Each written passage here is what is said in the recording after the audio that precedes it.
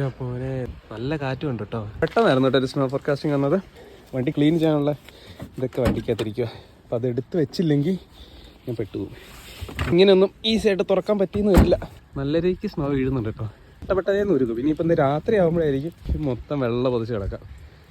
കഴിഞ്ഞ 1.5 മണിക്കൂറായിട്ട് സ്നോഫോളാണ്. പ്രത്യക്ഷത്തിൽ തറയിലൊന്നും കാണുന്നില്ല. അതിന് കാരണം മഴയായിരുന്നു. നല്ല മഴയായിരുന്നുകൊണ്ട് എല്ലാം തന്നെ താഴെ വീണെന്ന് തന്നെ അലിഞ്ഞു പോകുമായിരുന്നു.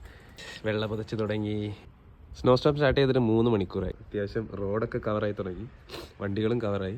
രാത്രി 12:30 ആയിട്ടോ. ഞാൻ ജസ്റ്റ് ഒന്ന് നോക്കാൻ വേണ്ടി പുറത്തേക്ക് ഇറങ്ങി വന്നതാണ്.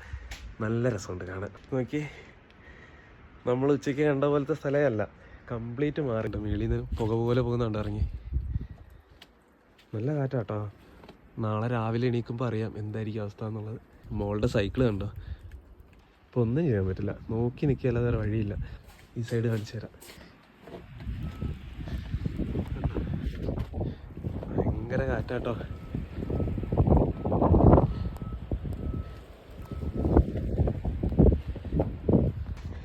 ജാക്കറ്റ് നിടാതെ പെട്ടെന്ന് ഇറങ്ങി വന്ന് കാണിക്കാൻ വേണ്ടിയിട്ട്.